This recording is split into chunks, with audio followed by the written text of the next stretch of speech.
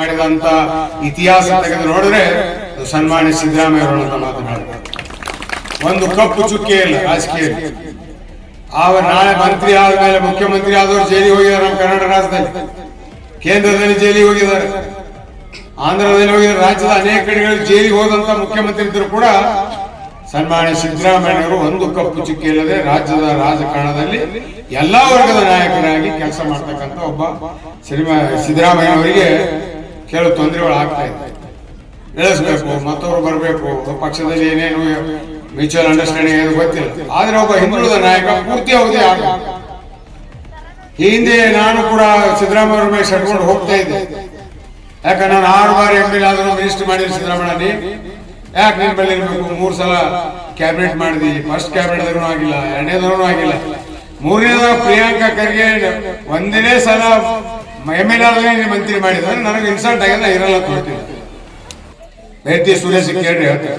ಆ ಸಂದರ್ಭದಲ್ಲಿ ಸಿದ್ದರಾಮಯ್ಯ ಅವರು ನನ್ನ ಹತ್ರ ಬಂದು ಎಲ್ಲ ಬಿತ್ತದಾರ್ಥ ಆಗ್ಯಾವ, ಎಲ್ಲ ಬಿಡಬೇಡ, ನಮ್ಮ ಕೈ ಬಿಡಬೇಡ ಹಿಂದುಳಿದ ಅಂದಾಗ ಒಂದೇ ಮಾತಾಡ, ನಿನ್ನ ಮುಖ್ಯಮಂತ್ರಿ ಸೀಟ್ ಹೋಗಿ ಕಳೆಯಂತ ಕೀಳು ಮಟ್ಟದ ರಾಜಕಾರಣ ನಾನಲ್ಲ. ಇನ್ನೂ 2 ವರ್ಷ ಅವಧಿ ಇದೆ ಸಿದ್ದರಾಮಯ್ಯ, ನೀ ಇನ್ನೂ 2 ವರ್ಷ ಮುಖ್ಯಮಂತ್ರಿಯಾಗಿ ಮುಂದುವರಿ. ನನ್ನ ಜೊತೆಗಿದಂತ ಎಲ್ಲ 26 ML ಫೋನ್ ಮುಖಾಂತರ ಆದ ನಮ್ದೆಲ್ಲ ಡಿಸಿಡೆಂಟ್ ಗ್ರೂಪ್ ಇವತ್ತು ಮುಗಿತು. ಸಿದ್ದರಾಮಯ್ಯ ಸಪೋರ್ಟ್ ಮಾಡ್ರಿ. ನಿಮ್ಗೆ ಯಾರ್ಯಾರಿಗೆ ಯಾವ ಚೇರ್ಮನ್ ಬೇಕಾದ ಶಿವಾನಂದ ಪಾಟೀಲ್ ಶಾಸಕರಿಗೆ ಹೇಳಿ ಸಿದ್ದರಾಮಯ್ಯ ಮುಂದುವರೆದಂತ ಒಂದು ಇತಿಹಾಸ ಬೀರ್ಲಿಂಗೇಶ್ವರ ಸಾಕ್ಷಿಯಾಗಿ ಮಾತಾಡ್ತಾ ಇದ್ದೀನಿ. ಇದೇನು ಸುಮ್ಮನೆ ಧಾರ್ಮಿಕವಾಗಿ ನೀವು ಸಂತೋಷ ಪಡಬೇಕು, ನಾಳೆ ಎಲೆಕ್ಷನ್ ನಿಂತು ಓಟ್ ತಗೋಬೇಕಂತಲ್ಲ, ಹೃದಯ ಸ್ಪರ್ಶಿ ಮಾತಾಡಿದ್ದು ವಸ್ತು ಅಂತ ಹೇಳಿದ. ಮುಂದೆ ನಾನು ಬಿಜೆಪಿ ಬಂದು ನನ್ನ ಶಕ್ತಿ ತೋರಿಸಿದ್ದೀನಿ. ಬಿಜೆಪಿ ಅವರು ಯಾವ ರೀತಿ ನನಗೆ ಅನ್ಯಾಯ ಮಾಡಿದ್ರು, ಅವ್ರಿನ್ನು ಶೆಡ್ ಹೊಡೆದು ಈ ಕಾಂಗ್ರೆಸ್ ಪಕ್ಷದ ಏನ್ ನಾವು ಬಿಜೆಪಿಯಲ್ಲಿ ಇದ್ದಾಗ ನನ್ನ ನಾಯಕತ್ವದಲ್ಲಿ ಬಂದ ಹೇಳೋದು, ಅವಾಗ ಒಂದು ವಾತಾವರಣ, ಅವಾಗಿನ ಒಂದು ಇತಿಹಾಸ, ನಾವೇನು ಒಂದು ಹೋರಾಟವನ್ನು ಮಾಡಿದ್ವಿ, ಈ ಭಾಗಕ್ಕೆ ಒಂದು ಸಂದೇಶವನ್ನು ಕೊಟ್ಟೆವು. ಆ ಸಂದೇಶದ ಹಿನ್ನೆಲೆಯಲ್ಲಿ ಕಲ್ಯಾಣ ಕರ್ನಾಟಕದ 5 MP ಬಿಜೆಪಿ, ಅದು ಕಾಂಗ್ರೆಸ್ ಧೂಳಿಪಟ ಆಯ್ತು ನಾವು ಬಿಜೆಪಿಯಲ್ಲಿ ಇದ್ದಾಗ. ಆಮೇಲೆ ನಾವು ರಾಧಾಕೃಷ್ಣ ಅವರಿಗೆ ಈ ಮಣ್ಣಿನ ಚುನಾವಣೆಯಲ್ಲಿ ಟಿಕೆಟ್ ಕೊಟ್ಟಾಗ ನಮ್ಮ ರಾಧಾಕೃಷ್ಣ ಅವರ ಸ್ನೇಹ ಬಹಳ, ಅನುಕೂಲ ಪಡೆದು ಹೆಮ್ಮ ಪಡೆದು ನಾವೆಲ್ಲ ಒಂದಾಗಿ ಕೆಲಸ ಮಾಡಮ್ ಸರ್, ನಾವೆಲ್ಲ ರಾಧಾಕೃಷ್ಣ ಕೆಲಸ ಅನ್ನೋಂಥ ಮಾತನ್ನು ಹೇಳಿದಾಗ ಅವರು ನಮ್ಮ ಸ್ನೇಹಿತರೆ ನಡಿ ಅನುಕೂಲ ಪಡೆದು ನಾವು ಹೇಳಿದಾಗ ಸಿದ್ದರಾಮಯ್ಯ ಅವರ ನಾಯಕತ್ವದಲ್ಲಿ DK ಶಿವಕುಮಾರ್ ಅಧ್ಯಕ್ಷತೆಯಲ್ಲಿ ಬೆಂಗಳೂರಲ್ಲಿ ಪಾರ್ಟಿ ಸೇರಿದಾಗ ಆ ವೇದಿಕೆ ಎಲ್ಲ ವಿಡಿಯೋ ಕ್ಲಿಪ್ ಅವ್ರು ನೋಡಿ, ನಾನು ಮಾತಾಡಿದ್ದೆ, ಸಿದ್ದರಾಮಯ್ಯ ಅವರು ಮಾತಾಡಿದ್ರು.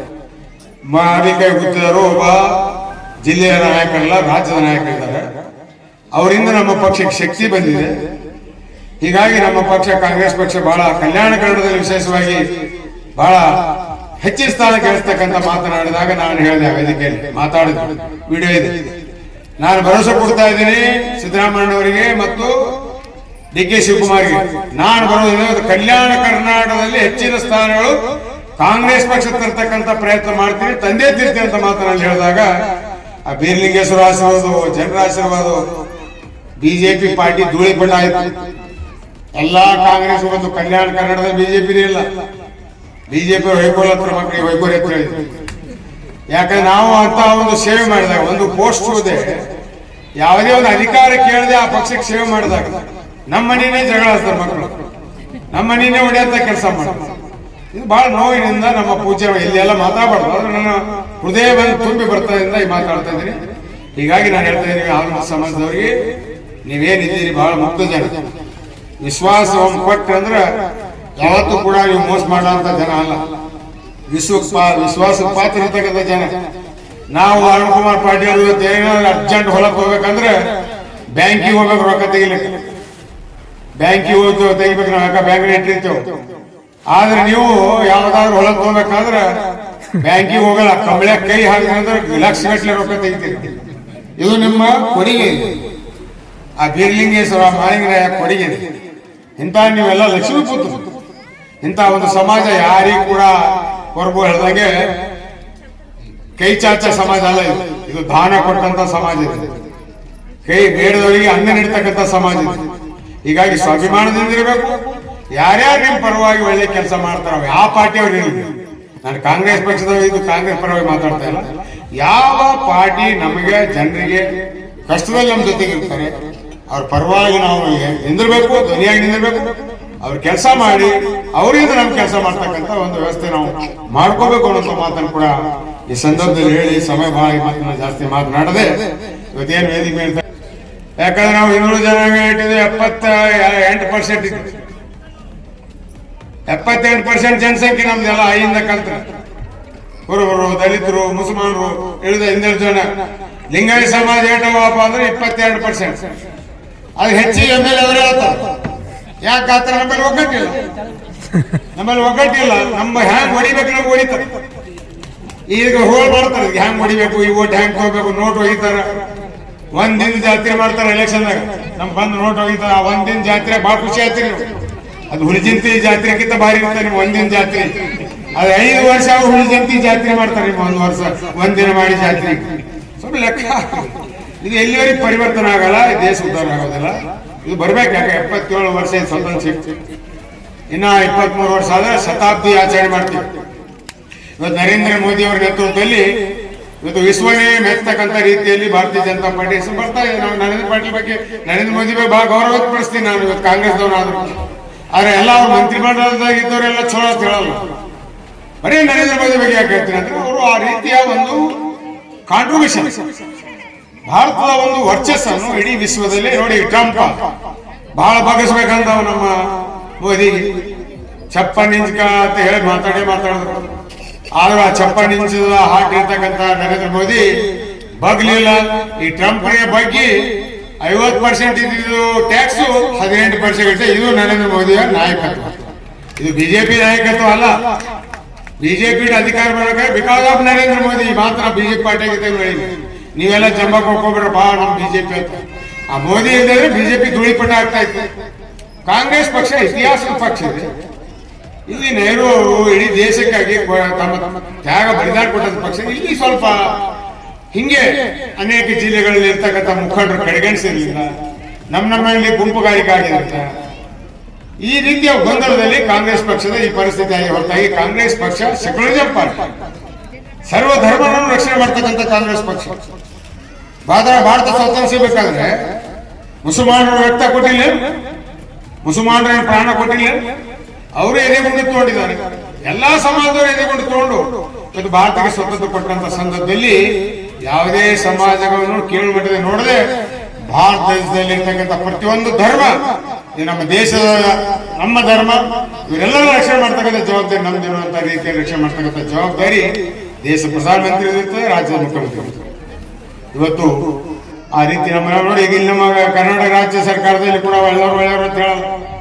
ಯಾರ್ಯಾರ ಮೇಗೂ ಭೂಮಿ ಬರ್ತಾ ಇದೆ. ಮಾಂತಿ ಅವರಿಗೆ ಇವೆಲ್ಲ ಮುಜುಗರ ಆಗ್ಬೋದು, ಕಾಂಗ್ರೆಸ್ ಪಕ್ಷದಾಗ ಇದ್ದವ್ರಿಗೆ ಮುಜುಗರ ಆಗ್ಬೋದು, ಬಿಜೆಪಿ ಮುಜುಗರ ಆಗ್ಬೋದು. ಯಾರಿಗೆ ಮುಜುಗರ ಆದ್ರೆ ನಾ ಏನ್ ಮಾಡಕ್ಕಾಗಲ್ಲ. ಇದ್ದಿದ್ರೆ ಹೇಳ್ದವ ನೇರ್ ನೋಡಿರ್ತ ಅಂತ ಏನ್ ಹೇಳ್ಯಾರ. ಆ ಬಿರುದು ಇಟ್ಕೊಂಡೈತೆ ನೇರವಾಗಿ ನೋಡ್ತಾ ಇದ್ದೆ. ಆದ್ರೆ ಸಿದ್ದರಾಮಯ್ಯನ ಬಗ್ಗೆ ಇಲ್ಲಿ ಕಳಂಕ ಇಲ್ಲದ್ರಿಂದ ಅವ್ರ ಬಗ್ಗೆ ನಾನು ಗೌರವ ಮಾತಾಡ್ತಾ ಇದ್ದೀನಿ. ಅವ್ರಿಗೆ ಇಳಿಸ್ಬೇಕು, ಅದು ಮಾಡಬೇಕು, ಕುತಂತ್ರ ಏನ್ ಮಾಡ್ತಾ ಇದಾರೆ. ಖಂಡಿತವಾಗಿ ನಾವು ಸಿದ್ದರಾಮಯ್ಯ ಹೇಳಿದ್ರಿ, ಪೂರ್ತಿ ಅವಧಿ ಮಾಡ್ಬೇಕು ಸಿದ್ದರಾಮಯ್ಯನೇ, ನಿನ್ ಜೊತೆ ನಾವು ಇರ್ತೇವೆ ಅಂತ ಹೇಳಿದೆವು. ಆ ರೀತಿ ಏನಾದ್ರು ಸುಮ್ಮನೆ ಸಿದ್ದರಾಮಯ್ಯ ಕಳಂಕ ಇಲ್ಲದೆ ಇಳಿಸಕ್ಕಂತ ಪ್ರಯತ್ನ ಮಾಡಿದ್ರೆ, ಹೋರಾಟ ಮಾಡ್ತಕ್ಕಂಥ ಸಂದರ್ಭ ಬಂದ್ರೆ ನಿಮ್ ಜೊತೆ ನಾನು ಇರ್ತೀನಿ, ತಾವೆಲ್ಲ ಸಹಕಾರ ಕೊಡ್ಬೇಕನ್ನೋ ಮಾತನ್ನು ಕೂಡ ಈ ಸಂದರ್ಭದಲ್ಲಿ ಹೇಳಿ ಇವತ್ತಿನ ಈ ಒಂದು ಅರ್ಥ ಕೊಡಬೇಕಾದ್ರೆ ದೇವರ ಆಶೀರ್ವಾದ. ಇಲ್ಲಾಂದ್ರೆ ನಾಯೋ ಅಂದ್ಯೋ ಏನೋ ಹೋಗ್ತೀವಿ. ಇವತ್ತು ಮನುಷ್ಯನಾಗಿ ಹುಡ್ಸ್ಯಾರಂದ್ರೆ ಮನುಷ್ಯನಾದ ಮೇಲೆ ಮನುಷ್ಯದ ಮೌಲ್ಯಾಧಾರಿತವಾದಂತ ನಮ್ಮ ಕೆಲಸಗಳಾಗಬೇಕು. ನಾವಿದ್ದಾಗ ನಮ್ಮನ್ನ ನೆನೆಸ್ಬೇಕು, ಏನ್ ಕೆಲಸ ಮಾಡ್ತಿದ್ರು ನಾವು ಮಾಲೀಕ ಗೊತ್ತಿರ. ಹೋದ್ಮೇಲೆ ಕೂಡ ಏನ್ ಮಗ ಭಾರಿ ಇದ್ದ, ಇನ್ನ ಇರ್ಬೇಕಾಗಿತ್ತು ಅಂದ್ರ ಖಂಡಿತವಾಗಿ ನಾವು ಹುಟ್ಟಿದ ಸ್ವಾರ್ಥ ಆಗ್ತಾವ. ಇಲ್ಲ ಕೆಲವರು ಇರ್ತಾವ, ಇದ್ದಾಗನು ವಜ್ಜಿ ನೀವು ಯಾವಾಗ ಸಾಯ್ತಾವ ಅಂತವ್ರು ತೋಡಿ ಏನ್ ಮಾಡ್ತಾರೆ. ಇದು ಮನುಷ್ಯನಾಗಿ ನಾವು ಕಲ್ಕೊಳ್ತಕ್ಕಂಥ ಇದು ನಾವು ನೀತಿಗಳಿವೆ. ಅದಕ್ಕೆ ಇವತ್ತು ಬೀರ್ಲಿಂಗೇಶ್ವರರು ಅನೇಕ ಜಾತ್ರೆಗಳಲ್ಲಿ ಇವೇ ಧರ್ಮ ಪ್ರಚಾರ ಮಾಡ್ತಾರೆ. ನಮ್ಮ ಮನಸ್ಸು ಪರಿವರ್ತನೆ ಮಾಡಿ ಕೃಷ್ಣ ಶರೀಫ್ ಸಾಹಿತ್ಯ ನೋಡ್ರಿ ಎಷ್ಟು ಚೆನ್ನಾಗಿದೆ. ಅದರಲ್ಲಿ ಎಂತೆಂತ ವರ್ಡ್ಗಳಿವೆ. ಸೋರು ತೀಹದು ಮನೆಯ ಮಾಳೆಗೆ ನೀನ್ ಅಜ್ಞಾನದಿಂದ, ಅದು ಬಿಟ್ಟು ಬೇರೆ ಮನೆ ಹೋಗಿ ಮಾತಾಡ್ತಾರೆ. ಅದೇ ನಾವು ಆತ್ಮಾವಲೋಕನ ಮಾಡಿಕೊಂಡು ಜೀವನ ಸಾಗಿಸೋದೇ ಮನುಷ್ಯನ ಧರ್ಮದ. ಒಂದು ರಾಜಕೀಯ ಬರ್ತಾವ, 2 ವರ್ಷ ಬರ್ತಾವ. ಆ ಸಂದರ್ಭದಲ್ಲಿ ನೋಡ ಯಾವ ಪಾರ್ಟಿ ಭವಿಷ್ಯ ಆಗಿರ್ತಾವ. ಅರುಣ್ ಕುಮಾರ್ ಪಾಟೀಲ್ ಯಾವ ಪಾರ್ಟಿ ಆಗಿರ್ತಾರೋ, ನಾ ಯಾಕೆ ಕುಮಾರ್ ಪಾರ್ಟಿ ಆಗಿರ್ತೀನೋ, ಏನೇನು ವಾತಾವರಣ ಇದು ಮತ್ತೆ ಇನ್ನ ಇರ್ತೇವಿಲ್ಲ ಅದನ್ನು ಬರೋಸಿಲ್ಲ. ಯಾಕಂದ್ರೆ ಆಸ್ಟ್ರೇಲಿಯಾಮ ಮತ್ತು ವಾಂಗ ಹೇಳ್ತಾ ಇದ್ದಾಳೆ, 2030 ಒಳಗೆ 2028 ಒಳಗೆ ಪ್ರಳಯ ಆಗ್ತಾವ. ನಾ ದಿನ ಪೂಜೆ ಮಾಡೋ ನೀವೆಲ್ಲ ಹೋಗಿ ಇವತ್ತು ಎಲ್ಲಾರು ಚಲೋ ಗಿರಾಕಿ ಸಿಗ್ಲಿ, ರೊಕ್ಕ ಸಿಗ್ಲಿ, ನಮ್ಮ ಬೆಳಿ ಬರ್ಲಿ ಅಂತ ಕೇಳ್ತೀವಿ. ಅದ್ರ ನಾ ಬೇರೆ ಕೇಳಕ್ ಶುರು ಮಾಡೀನಿ. ದಿನ ನಾವು ನಮಸ್ಕಾರ ಮಾಡಿ ಜಲ್ದಿ ಪ್ರಳಯ ಬರ್ಲಿ, ಪಾಪ ಹೆಚ್ಚಿಗೆ ಜಲ್ದಿ ಆಗ್ಬೇಕಂತ. ಯಾಕಂದ್ರೆ ಹೇಳ್ಯಾರ 800 ಕೋಟಿ ವಿಶ್ವದ ಜನಸಂಖ್ಯೆ ಇದೆ ಅಂತ. ನೀವು ಕೇಳಿರಿ, ಯೂಟ್ಯೂಬ್ ಹಾಕ್ರಿ. 800 ಕೋಟಿ ವಿಶ್ವ ಜನಸಂಖ್ಯೆ ಇರ್ತಕ್ಕಂಥದ್ರಲ್ಲಿ 600 ಕೋಟಿ ಪ್ರಳಯದ ಹೋಗ್ತದೆ. 200 ಕೋಟಿ ಹೋಗ್ತಾರ. 200 ಕೋಟಿ ಹೋಗ್ತಾರಂದ್ರೆ ನೀವು ಬದಮಾಶಗಿರಿ ಇದ್ದವ್ರು ಯಾರು ಉಳಿಯಲ್ಲ. ಅರ್ಧ ಬದಮಾಶಗಿರಿ ಇದ್ದವ್ರು ಸುದ್ದಿ ಹೋಗ್ತಾರೆ. ಪ್ಯೂರ್ ಯಾರ ಮೇಲೆ ಏನು ಕಳಂಕಿಲ್ಲ. ನನ್ನ ಇಡೀ ಜೀವನೇ ದೇವರಿಗೆ ಇಂಥ ಶರಣೆ ಉಳಿತಾರೆ ಹೊರತಾಗಿ ನಾವು ಯಾರು. ಅದಕ್ಕೆ ಪೂಜೆ ಅಪ್ಪಾಜಿ ಬಂದ್ರ ಆಶೀರ್ವದಿಸಿ ಕೇಳೋಣ, ಪುನೀತರಾಗೋಣ, ನಮ್ಮ ಬಾಳು ಬೆಳಕ ಮಾಡ್ಕೋಣ ಅಂತ